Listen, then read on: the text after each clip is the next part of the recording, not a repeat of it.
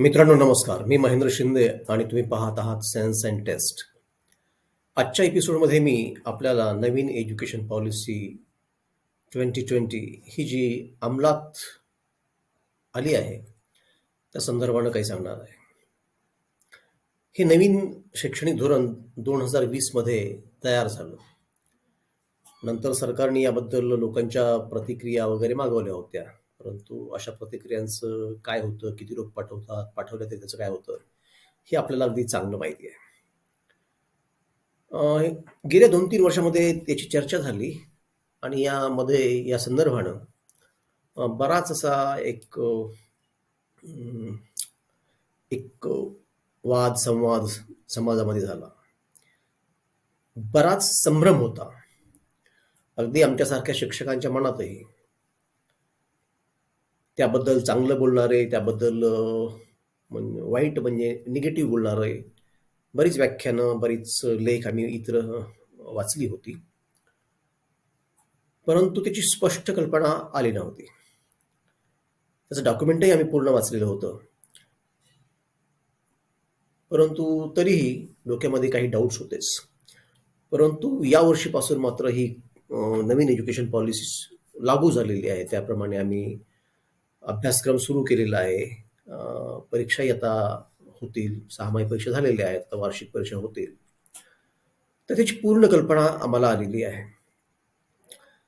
परंतु आणखीही समाजामध्ये याबद्दल माहिती नाही आहे. मला वाटतं की जे की साहजिक आहे. तर त्यामुळे मी आपल्याला ही नवीन एज्युकेशन पॉलिसी प्रॅक्टिकली विद्यार्थ्यांच्या जीवनामध्ये काय आहे, म्हणजे मी त्याबद्दल तपशीलवार पूर्ण चर्चा करणार नाही, परंतु प्रॅक्टिकली आपल्या ग्रॅज्युएशनच्या विद्यार्थ्यांच्या वाट्याला काय येतं या नवीन एज्युकेशन पॉलिसीमधून त्या संदर्भात सांगणार आहे. त्याबद्दल मी हे सांगितलं पाहिजे की कुठलंही सरकार जेव्हा नवीन येतं आणि त्यातही एखाद्या विशिष्ट विचारसरणीचं सरकार जेव्हा अस्तित्वात येतं तेव्हा ते पहिल्यांदा शिक्षण क्षेत्रामध्ये काही बदल घडवून आणू इच्छितं, त्यांच्या विचारसरणीला पूरक असलेले. तर सध्याच्या केंद्र सरकारने तीच गोष्ट केली. तर त्यांची अशी एक विजन, त्यांचं असं आपली एक धारणा इतिहासाबद्दलची, भारतीय समाजाबद्दलची, ही या नवीन एज्युकेशन पॉलिसीमध्ये डोकावते हे नक्कीच. नंबर 2 की विद्यार्थ्यांना स्वातंत्र्य हवं आहे. की ग्रॅज्युएशन करत असताना 1 वर्ष आम्ही कुठं पुण्याला करू, 1 वर्ष कुठं मुंबईला करू, 3रं वर्ष कुठंतरी परभणी जिल्ह्यामध्ये एखाद्या छोट्या गावी करू, असं करता येतं. आणि प्रत्येक वर्षाची वेगळी डिग्री मिळते. म्हणजे 1 वर्ष जर तुम्ही अभ्यासक्रम केला तर तुम्हाला डिप्लोमा मिळेल डिग्री, नंतर तुम्हाला एक सर्टिफिकेट कोर्स भेटेल, सर्टिफिकेट डिग्री भेटेल आणि एक पूर्ण डिग्री भेटेल 3 वर्षाची. म्हणजे ही एक फ्लेक्झिबिलिटी मुवमेंट तुम्हाला दिलेली आहे. म्हणजे तुम्ही कुठेही जाऊन तुमचं एज्युकेशन पूर्ण करू शकता. ही एक बाब. आणि दुसरी बाब म्हणजे तुम्ही दुसऱ्या शाखेतील एक विषय घेऊ शकता. म्हणजे तुम्ही कॉमर्सचे असाल तर आर्ट्सचा एखादा विषय घेऊ शकता, किंवा तुम्ही आर्ट्सचे असाल तर तुम्ही कॉमर्सचा किंवा सायन्सचा एखादा विषय घेऊ शकता. तुम्ही सायन्सचे विद्यार्थी असाल ग्रॅज्युएशनचे तर तुम्ही कॉमर्सचा किंवा आर्ट्सचा एक विद्यार्थी एक विषय घेऊ शकाल. तर असं असल्यामुळे ही एक प्रकारचं स्वातंत्र्य, मुव्हेबिलिटीचं आणि सब्जेक्टच्या चॉईसचं हे विद्यार्थ्यांना दिलेलं आहे. अर्थात ही गोष्ट ऐकायला खूप बरी वाटते. आपल्याला वाटतं की आपण एक ॲज अ सोसायटी म्हणून आपण पुढे गेलेलो आहोत, कारण आपण विद्यार्थ्यांना चॉईस देतोय. एका शाखेच्या पदवीच्या विद्यार्थ्याला आपण बाकीच्या शाखेमधला विषय चूज करण्यासाठी, विषय निवडण्यासाठी आपण स्वातंत्र्य देतोय. परंतु या सगळ्या गोष्टी बहुतांश कॉलेजेसमध्ये, बहुतांश ठिकाणी ह्या कागदावरच राहणार आहेत आणि त्याचं फार काही होणार नाही प्रॅक्टिकली. कारण अनेक अडचणी आहेत. एकतर विद्यार्थी त्यांनी जो विषय निवडलेला आहे दुसऱ्या शाखेतील एक, तो आपला आहे असं त्यांची धारणाच नसते. ते एक सरकारी धोरण आहे, अभ्यासक्रमाचा भाग आहे म्हणून ते घेतात. दुसरी गोष्ट, आर्ट्सचे विद्यार्थी फार कमी सायन्सकडे जातात. कधी कधी एखाद्या वर्गातील विद्यार्थी पूर्णच्या पूर्णच एकच विद्यार्थी घेतात आणि त्यांना जर आपण टोकलं तर ते आम्हाला स्वातंत्र्य आहे असं म्हणतात आणि प्रशासनाची गोची करतात. असंही मी माझ्या अनुभवावरून सांगतो आहे. प्रॅक्टिकल दुसरी अडचण म्हणजे महाविद्यालयाच्या प्रशासनाला हे सगळे विषय अकॉमोडेट करणे टाइम टेबलमध्ये हे अतिशय कठीण आहे. त्याचाही मला वाटतं की विचार झाला पाहिजे. ही अडचण जी प्रॅक्टिकल आहे ती समजून घेतली पाहिजे. दुसरा एक विषय आहे IKS नावाचा नवीन आणलेला, की इंडियन नॉलेज सिस्टीम. आपलं भारतीय ज्ञान काय आहे. आजच्या सरकारचा ती पॉलिसी आहे, त्यांच्या वैचारिक भूमिकेचा भाग म्हणून. आपला भारत कसा महान आहे किंवा भारतच कसा महान आहे हे सांगण्याचा तो प्रयत्न आहे. अर्थात विद्यार्थी म्हणून आपण विश्वविद्यालयात म्हणजे विद्यापीठामध्ये, ज्याला आपण इंग्लिशमध्ये युनिव्हर्सिटी म्हणतो, आपण असे कुठल्या एका देशाचे किंवा एखाद्या राज्याचे नसतो, एखाद्या धर्माचे नसतो, एखाद्या जातीचे नसतो. युनिव्हर्सिटी हा शब्दच मुळी युनिव्हर्स पासून बनलेला आहे. संपूर्ण जग, मी पूर्ण जगाचा नागरिक आहे, ज्ञान जिथं कुठं असेल ते माझं आहे, अशी एक उदात्त भावना या शब्दाच्या पाठीमागेच आहे. युनिव्हर्सिटी असो की विश्वविद्यालय असो. तर तेही ठीक आहे समजा, परंतु हा इंडियन नॉलेज सिस्टम एक विशिष्ट असा भाग जो की अतिशय त्रोटक स्वरूपामध्ये असतो, तो आलेला आहे.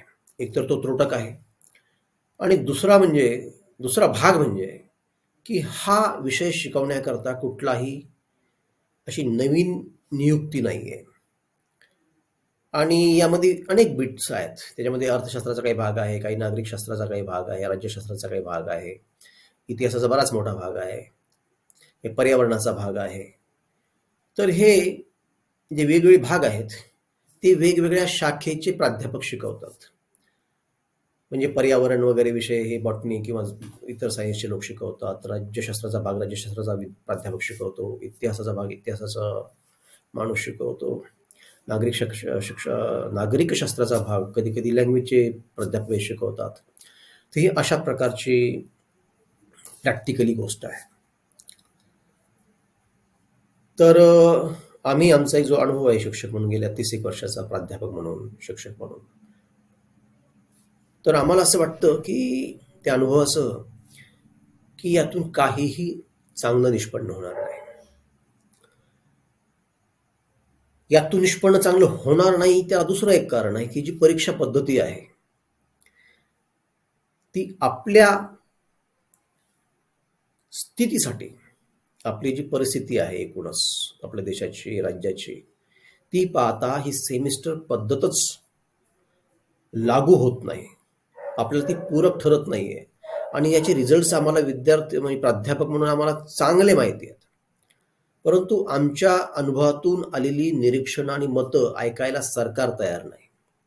आता प्राध्यापकांनाही वाटू लागलंय की आपल्याला काय करायचंय, आपण वरून सिलेबस आलेला आहे, सरकारनं ठरवलेलं आहे आणि त्यानुसार आपल्याला शिकवायचं आहे. अशी काहीशी भूमिका, अशी काहीशी मानसिकता प्राध्यापकांची झालेली आहे. परंतु असे सगळेजण जर मूग गिळून बसले तर ती सर्वनाशाची सुरुवात ठरेल. त्यामुळं मला वाटतं की या नवीन अभ्यासक्रमाचा, नवीन शैक्षणिक धोरणाचाच पुनर्विचार व्हावा आणि त्याबरोबरच ही जी परीक्षा पद्धती आहे, सेमिस्टर पद्धत, तीही बंद केली पाहिजे आणि आपली जी वार्षिक पद्धती होती, ज्या परीक्षा पद्धतीमध्ये वर्षभर एखादा अभ्यासक्रम चांगला इन डेप्थ जाऊन प्राध्यापक शिकवायचे आणि असं शिकवत असल्यामुळेच त्यांना विषयाची गोडी लागायची. ग्रॅज्युएशन चालू असतानाच एखाद्या विषयामध्ये विशेष गोडी लागली म्हणजे त्या विषयामध्ये पुढे ते पोस्ट ग्रॅज्युएशन करायचे, PhD करायचे. आता असं काहीही घडत नाही. आता महाविद्यालये म्हणजे फक्त परीक्षा केंद्र झालेली आहेत. आणि सहामाही परीक्षा 2-2.5 महिने नक्कीच चालतात. कधी कधी जास्तही चालतात. म्हणजे पहिलं सेमिस्टर, पुन्हा दुसरं सेमिस्टर, आणि विद्यार्थ्यांची आणि प्राध्यापकांची दमछाक होते. आणि असा काही काळ गेल्यानंतर एक कुठल्याला स्वारस्य आणि गांभीर्य मिळत नाही, ना विद्यार्थ्यांना ना शिक्षकांना. त्यामुळं जाणत्या लोकांनी, अधिकार पदावर बसलेल्या लोकांनी, धोरणकर्त्यांनी या सर्वांचा विचार करावा, या सर्व गोष्टींचा विचार करावा आणि ही नवीन शैक्षणिक धोरण आणि ही परीक्षा पद्धती याचा पुनर्विचार करावा. हा पुनर्विचार करण्यासाठी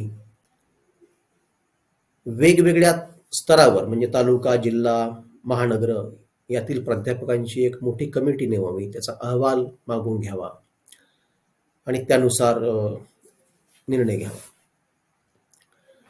आणि यामध्ये मला वाटतं की राज्यशास्त्राला थोडीशी जास्त मुभा द्यायला पाहिजे हे धोरण ठरवत असताना. देशामध्ये एकच शैक्षणिक धोरण फार काही उपयोगी नाहीये. नाहीतरी आपण पाहतो की तामिळनाडूच्या स्टॅलिन सरकारनं आम्ही हे धोरण राबवणार नाही असं निक्षून सांगितलेलं आहे. अगदी आम्हाला 10,000 कोटी रुपये जरी दिले तामिळनाडूला केंद्र सरकारने यासाठी, तरी आम्ही ते मान्य करणार नाहीत अशी भूमिका तामिळनाडूने घेतलेली आहे.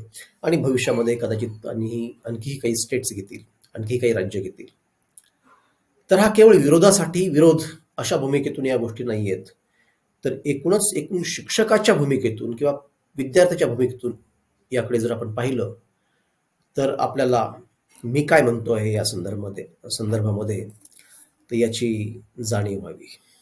यावर सखोल विचार करा मित्रांनो. तुम्हाला यावर काय वाटतं हे तुम्ही कमेंटमध्ये लिहून मला सांगा. या व्हिडिओला लाईक करा, शेअर करा आवडला असेल तर, आणि चॅनलला सबस्क्राईबही करा. अशा प्रकारचे व्हिडिओ मी नंतरही आणत राहील. तोपर्यंत नमस्कार.